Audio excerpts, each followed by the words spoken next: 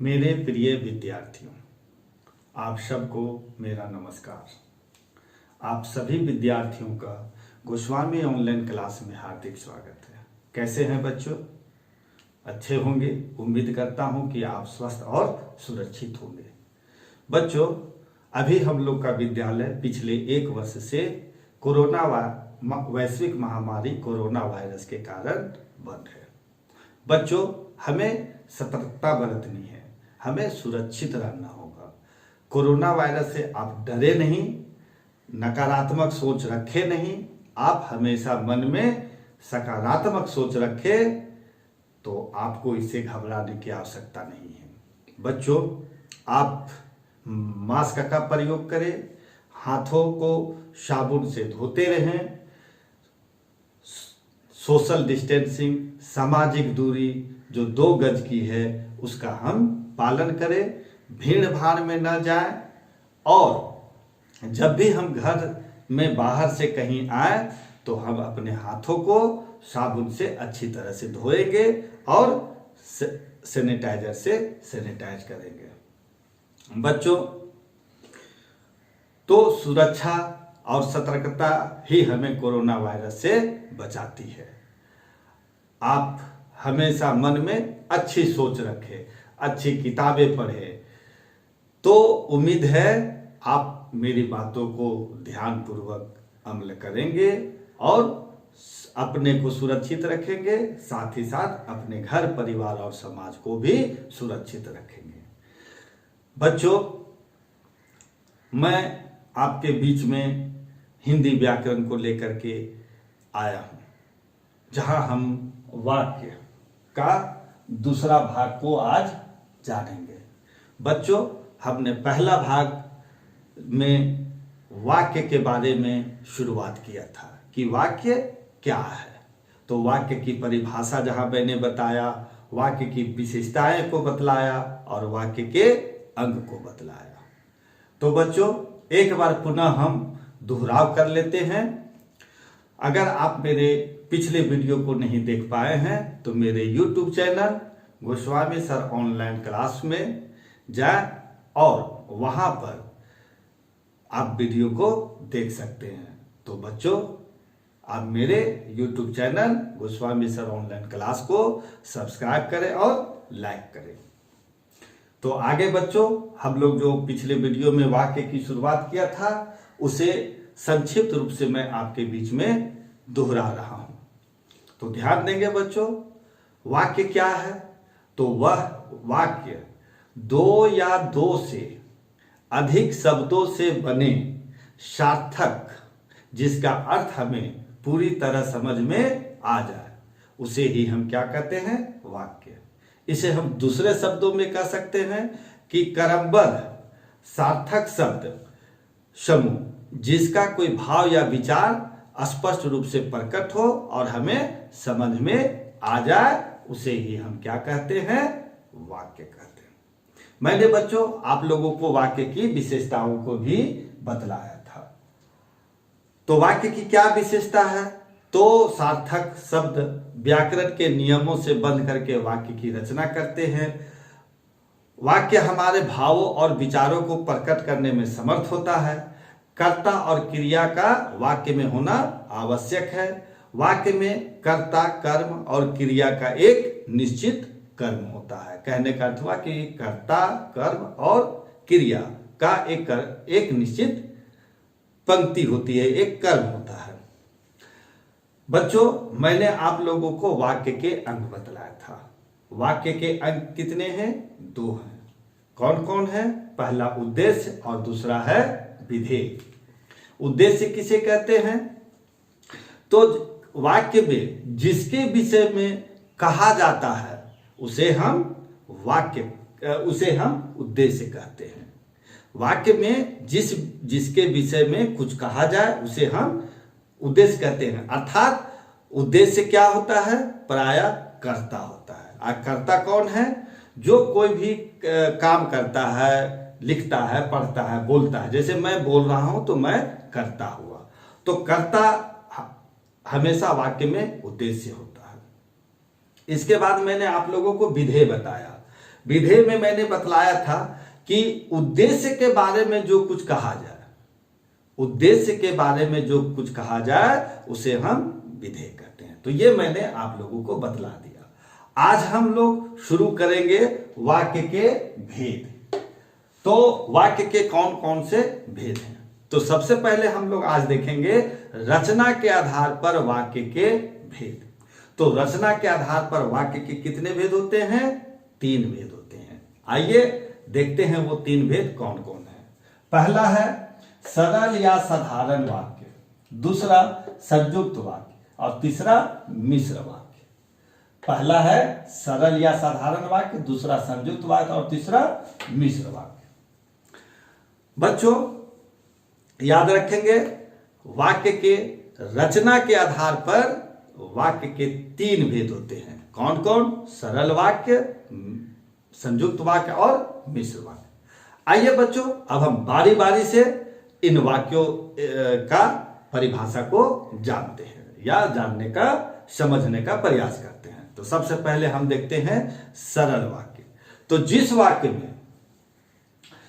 वाक्य में एक कर्ता और क्रिया हो उसे हम सरल वाक्य कहते हैं। फिर से देखेंगे बच्चों, सुनेंगे ध्यान से। जिस वाक्य में एक कर्ता और एक क्रिया हो उसे सरल वाक्य कहते हैं। दूसरे शब्दों में जिस वाक्य में एक उद्देश्य और विधेय रहता है उसे हम सरल वाक्य कहते हैं। तो बहुत ही आसान तरीके से बताया गया है कि जिस वाक्य में एक कर्ता और एक क्रिया हो, कहने का अर्थ हुआ कि एक उद्देश्य हो और एक विधेय हो। तो मैंने आपको उद्देश्य और विधेय बतलाया था। उद्देश्य क्या हुआ? जिसके बारे में कुछ कहा जाए, और विधेय क्या हुआ? उद्देश्य के बारे में जो कहा जाए उसे हम विधेय कहते हैं। तो एक सरल और साधारण वाक्य में एक कर्ता और एक क्रिया होता है, उसे हम सरल वाक्य कहते हैं। कहने का अर्थ हुआ कि जिस वाक्य में एक उद्देश्य हो और एक विधेय हो उसे हम सरल या साधारण वाक्य कहते हैं। उदाहरण से समझें। बादल गरजता है। यहां बादल हो गया कर्ता और गरजना हो गया क्रिया। बिजली कर्ता, चमकती क्रिया। कहने का अर्थ है कि ये हो गया आपका उद्देश्य।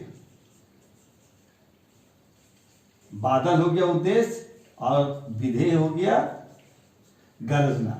मतलब बादल हो गया कर्ता और गरजना हो गया क्रिया। बिजली हो गया कर्ता और चमकती हो गया है क्रिया। तो बादल गरजता है, बादल क्या हो गया? कर्ता या उद्देश्य, और गरजना क्या हो गया? विधेय या क्रिया। तो इससे स्पष्ट होता है इस उदाहरण से कि जिस वाक्य सरल वाक्य में एक क्रिया, एक कर्ता और एक क्रिया होता है या एक उद्देश्य या विधेय का होना जरूरी है। तो इसे हम क्या कहेंगे? सरल वाक्य कहेंगे। फिर से समझ लें कि जिस वाक्य में एक उद्देश्य और एक विधेय रहता है या जिस वाक्य में एक क्रिया या कर्ता हो उसे हम सरल वाक्य कहते हैं। आइए बच्चों अब हम दूसरा भेद देखते हैं, संयुक्त वाक्य। 2 या 2 से अधिक सरल वाक्य या मिश्र वाक्य। 2 या 2 से अधिक सरल या मिश्र वाक्य अगर किसी अव्यय से जुड़े हुए हों, संयुक्त वाक्य कहलाता है। जिस वाक्य में 2 या 2 से अधिक सरल या मिश्र वाक्य किसी अव्यय द्वारा जुड़े हो उसे हम संयुक्त वाक्य कहते हैं। तो संयुक्त वाक्य में क्या है? 2 या 2 से अधिक वाक्य जुड़े हुए हैं और उनको कौन जोड़ता है? तो अव्यय जोड़ता है। अब अव्यय क्या है? तो बच्चों इसके बारे में विस्तृत रूप से अगले वीडियो में जरूर बताऊंगा। अभी आपको संक्षिप्त बता देता हूं। अव्यय क्या है? अव्यय उस शब्द को कहते हैं जिसका कर्ता, जिसका कारक, लिंग, वचन और काल इत्यादि में कोई परिवर्तन नहीं होता है, उसे अव्यय या अविकारी शब्द कहते हैं। जैसे तब, अब, और, एवं, किंतु, परंतु, ये क्या हुए? ये अव्यय शब्द हैं। तो अब ये क्या हुआ? वैसा शब्द जो न लिंग से परिवर्तन होता है, न वचन से परिवर्तन होता है, न कारक से परिवर्तन होता है, और न काल या समय के कारण परिवर्तन होता है, तो उसे हम अविकारी या अव्यय कहते हैं।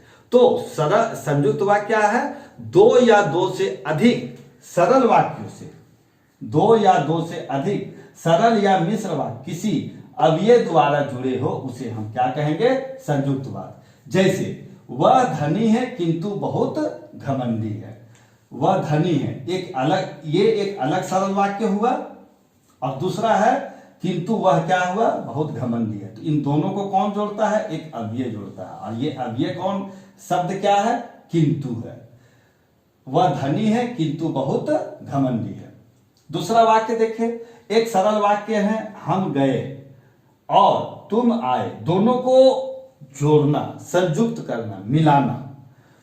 तो हम गए और तुम आए, तो ये दोनों को कौन सा शब्द जोड़ता है? हम गए और तुम आए को, तो और क्या हो गया?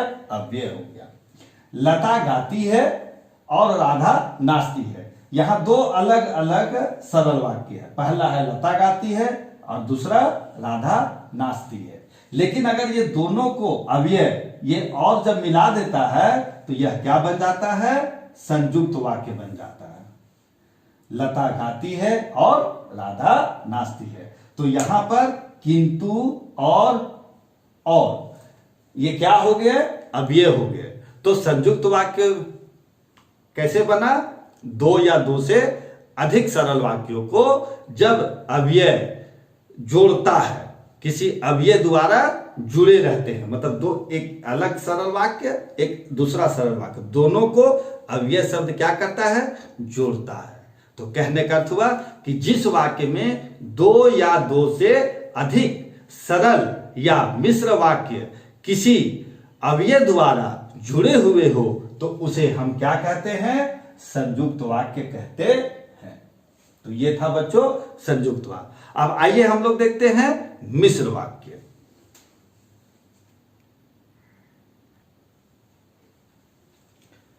आइए आगे देखते हैं मिश्र वाक्य। मिश्र वाक्य क्या है? मिश्रण, अर्थात इसमें एक या एक से अधिक वाक्य मिले हुए रहते हैं, लेकिन उसमें एक वाक्य क्या रहता है? प्रधान रहता है, मुख्य वाक्य रहता है, और बाकी जो अन्य वाक्य है वे उपवाक्य होते हैं या आश्रित उपवाक्य होते हैं। आइए इसे हम समझते हैं। तो मिश्र वाक्य क्या है कि जिस वाक्य में एक सरल वाक्य के अलावा, जिस वाक्य में एक सरल वाक्य के अलावा या अतिरिक्त एक या एक से अधिक आश्रित उपवाक्य हो, यहां आश्रित उपवाक्य होता है, उसे हम क्या कहते हैं? मिश्र वाक्य कहते हैं। फिर से समझे कि जिस वाक्य में एक सरल वाक्य या प्रधान वाक्य होता है, सरल या प्रधान वाक्य होता है, और वह प्रधान वाक्य या सरल वाक्य के अलावे एक या एक से अधिक आश्रित उपवाक्य होते हो, तो उसे हम क्या कहते हैं? मिश्र वाक्य कहते हैं। जिस वाक्य में एक सरल वाक्य के अतिरिक्त एक अन्य एक या एक से अधिक आश्रित उपवाक्य हो, तो उसे हम क्या कहते हैं? मिश्र वाक्य कहते हैं। उदाहरण से समझे, जैसे मैंने सुना है कि वह मुंबई चला गया। तो यहां एक मैंने सुना है, यह एक प्रधान वाक्य हुआ या सरल वाक्य है। मैंने सुना है कि, अब यहां पर की क्या हो गया बच्चों? तो की हो गया अव्यय। मैंने सुना है कि वह मुंबई चला गया। तो इसमें क्या है? मैंने सुना है, इसमें क्या हुआ? मैंने सुना है, क्या हो गया? प्रधान वाक्य या सरल वाक्य। वह मुंबई चला गया, तो यह कहां पर है? ये क्या हुआ?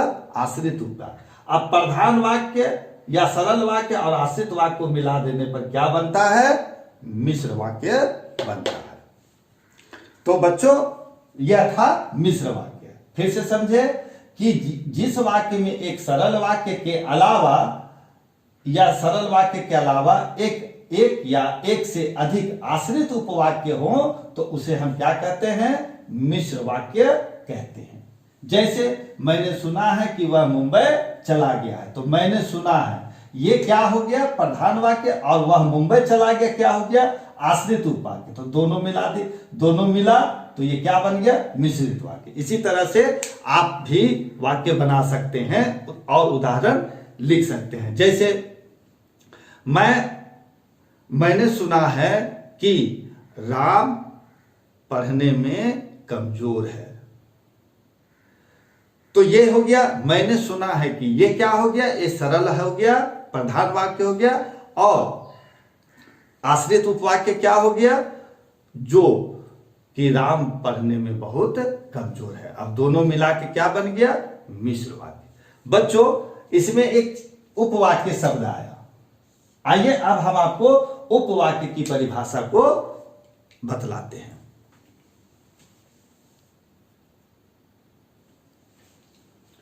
तो अब आइए हम देखते हैं उपवाक्य।